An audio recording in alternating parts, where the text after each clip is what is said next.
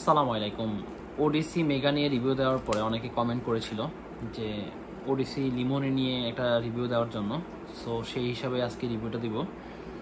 At first আমি পারফিউমটা আপনাদেরকে একটু দেখাই। সেটা হচ্ছে ওডিসি লিমনি। এই পারফিউমটা ইউজ করার পরে আমি কি পাচ্ছি, বেসিক্যালি পারফিউম আমরা যখন ইউজ করি তখন এটার পারফরমেন্স, লংজিভিটি এবং এটার নোটস সম্পর্কে আমাদের একটা আইডিয়া রাখতে হয়। সো আমি জাস্ট এটা একটু প্রেজেন্টেশনটা শুরুতে একটু দেখাই। সেটা হচ্ছে এরকম, এটা ক্যাপটা অনেক হালকা এবং বোতলটা অনেকটা জাস্ট কাপের মতো লাগে। এরপরে আমি জাস্ট এটা একটু নোটস সম্পর্কে আপনাদেরকে আইডিয়া দিব।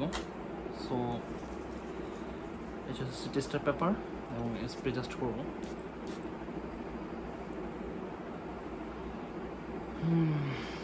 যারা লেমন টাইপের স্মেল খুব বেশি পছন্দ করেন তাদের জন্য ওডিসি লিমনিটা বেস্ট হবে, এবং যারা সিট্রাসি স্মেল খুব বেশি পছন্দ করেন তাদের জন্য ভালো হবে। ফ্রেশ, স্পাইসি, সিট্রাসি এবং লেমন টাইপের স্মেল নিয়েই মূলত এই পারফিউমটা হয়ে থাকে আর কি। সো দুবাইয়ের প্রোডাক্ট, এখানে batch code, each and everything সব কিছু লেখা থাকে। বাজেট ফ্রেন্ডলি একটা পারফিউম, অফিসে বা যে কোনো পার্টি প্রোগ্রামে ইউজ করা যেতে পারে। সামার বেস্ট পারফিউম এটা, উইন্টারও ইউজ করা যাবে। সো অ্যাজ ইউজুয়াল জাস্ট অস্থি লেভেলের ফ্রেগনেন্স। আমি এটা লংজিভিটি টোটালি 5 থেকে 6 ঘন্টার মতো পেয়েছি। আমার কাছে অনেক বেশি ভালো লাগছে এই পারফিউমটা। ওডিসি মেগা হচ্ছে ওয়াইসেল ওয়াইয়ের জাস্ট ক্লোন পারফিউম, লংজিভিটি 5 থেকে 6 আওয়ার্সের মতো।